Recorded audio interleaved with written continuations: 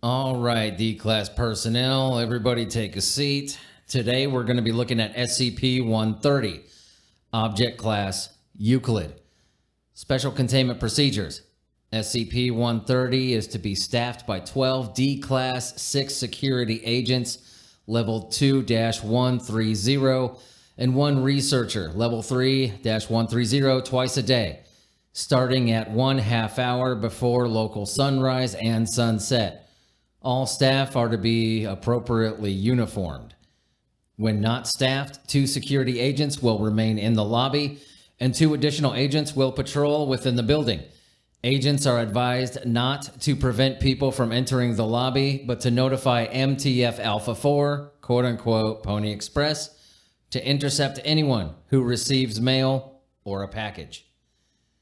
Twice a day, bundles SCP-130-2 will appear in the mailroom. The parcels within the bundles are to be sorted by uniformed staff into appropriate bags and placed in a designated vehicle for transport to site. Should mail arrive with the following addresses, redacted, follow procedure Franklin 16, detailed in Addendum 130-2.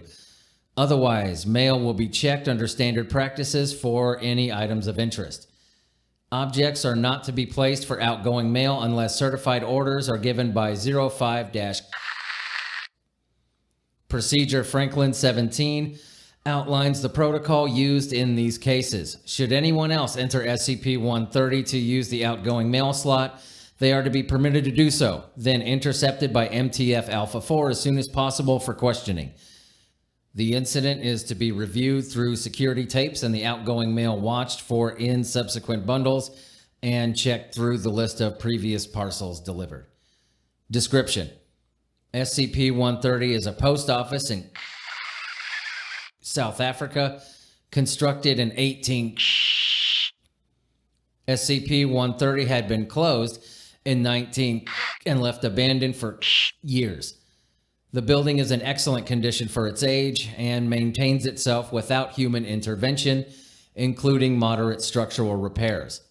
SCP-130 has been designated a historic site through an agreement with the South African government. 5 times per week at local sunrise and sunset, several bags and boxes will appear in the mailroom.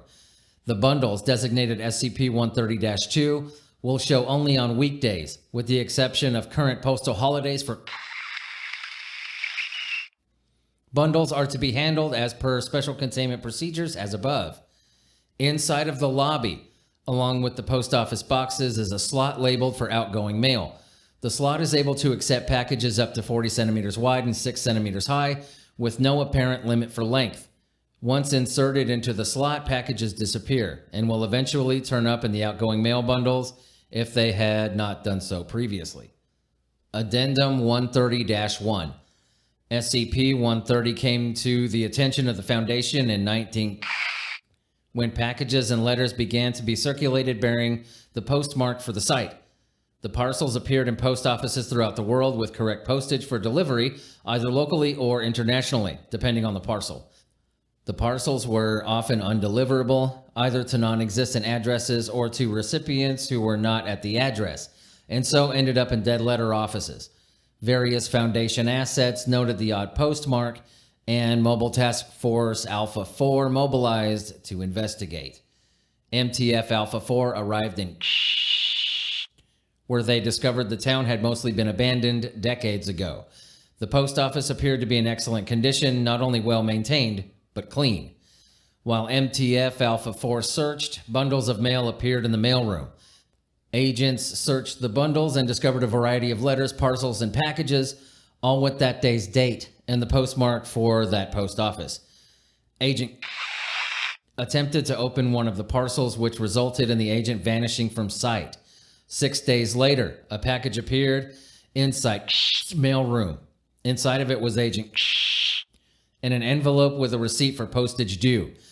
Agent had returned to sender and postage due tattooed on back and was in a comatose state. Agent remained in that state until the envelope was delivered to SCP-130's outgoing mail slot, whereupon the agent returned to consciousness with no recollection from the time of disappearance. Similar results also occurred when agents tried to take away or damage either the parcels or the post office itself. Further investigation led to the current containment procedures, where D-class personnel in uniforms circa 19 sort through the mail when it appeared. Once processed and put in a marked vehicle, the mail can then leave the area unmolested. If the bundles are untouched, however, the bundles will vanish and later appear in the postal systems of the world in order to be delivered. Addendum 130-2. Through examination of the mail parcels over the past years, research has shown certain trends. Over % of the mail is of a mundane nature, except for the matter of the postmark. Exceptions to this are letters that were apparently unsent for whatever reason, and temporarily displaced letters. The former, while odd, will be destroyed in order to protect the nature of SCP-130. The latter will be examined and results submitted to redacted. Letters addressed to Foundation sites or personnel are to be sent to site. They will be reviewed by Department. Reports shall be classified under Project pending Overseer review. Procedure Franklin 16. When mail is specifically addressed to redacted, the mail is to be sealed in a case with active countermeasures and brought into the office of the present level 5-130 supervisor. Mail will then be screened for possible explosive, chemical, biological, mimetic, or redacted threats. After screening, the mail will be opened and assessed. While no new artifacts requiring secure containment have arrived, the possibility cannot be ignored. Mail either addressed to or intercepted by the office is often temporarily sensitive, and as such, impact must be minimized to limit changes. The possibility of the information being used to alter present-day events detrimentally must also be weighed. Using the information given by SCP-130 to alter events requires a 2/3 supermajority vote by the overseers. Example of intercepted messages are stored within Document 130-1 and require Level 4-130 to access.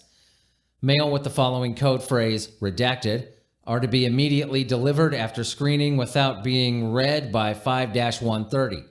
After so doing, that code phrase is to be invalidated and the next one brought in line.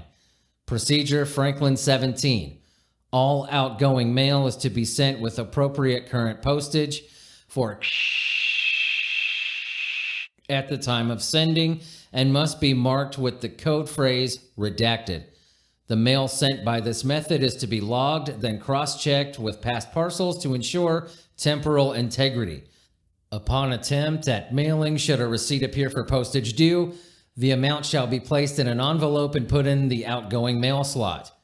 The slot will accept the following currencies: rands, euros, and the use of counterfeit currencies will result in a lethal reaction by SCP-130, and an additional fine will be levied until mail can be sent again. Addendum 130-3. After the end of apartheid, SCP-130 no longer restricts postal staff to be white only. Incident 130-6. On 19, a package for one arrived with the address for a post office box at the site. Dr. the researcher assigned to SCP-130, placed the parcel into the POB and waited. Minutes later, an unknown person identified as walked into the lobby. The subject appeared to be briefly puzzled and walked over to the box. The locked box opened at his touch, and he expressed surprise at seeing the parcel with his name on it. MTF Alpha 4, being on site, was dispatched to investigate once the subject was out of sight of SCP-130 and subsequently interviewed. The subject had no plans to visit that day, but had felt an unexplained desire to go there while driving nearby to visit family in the area. Upon opening the package, redacted. A Class A amnestic was administered to the subject and was released after memory insertion. All right, folks, that does it for SCP-130. You are dismissed.